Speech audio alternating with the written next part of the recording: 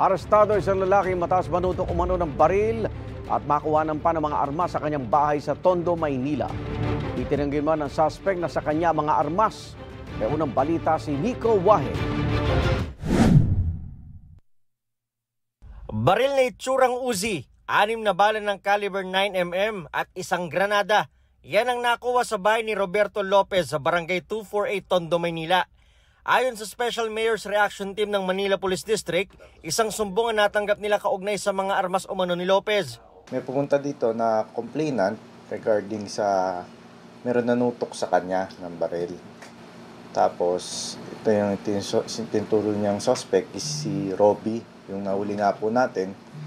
Ngayon, after series of validation tsaka series of operational research natin sa kanya, nakita nga namin is medyo notorious nga yung tao. Kaya nag-apply po tayo dito sa RTC ng Manila ng search warrant para mapasok po natin yung premises niya.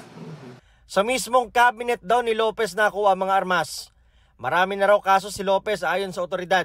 Lahat ng case halos meron na siya. 915 drugs, 10591, which is yung illegal possession, meron na siyang previous case doon. Tapos lahat halos scandal, alamin scandal, tapos may nasaktan na rin siya. Sa verification ng mga pulis, walang mga lisensya ang armas ni Lopez. Pumayag namang humarap sa kamera ang suspect pero matipid ang kanyang mga sagot.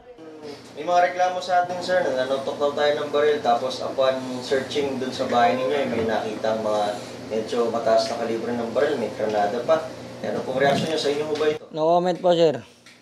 Maharap sa kasong paglabag sa RA 10591 o Comprehensive Firearms and Ammunition at RA 9516 o Unlawful Possession of Explosives si Lopez. Ito ang unang balita, Nico Wahe, para sa GMA Integrated News. Igan, mauna ka sa mga balita. Mag-subscribe sa GMA Integrated News sa YouTube. Sa mga kapuso abroad, subaybayan nyo kami sa GMA Pinoy TV at sa www.gmanews.tv.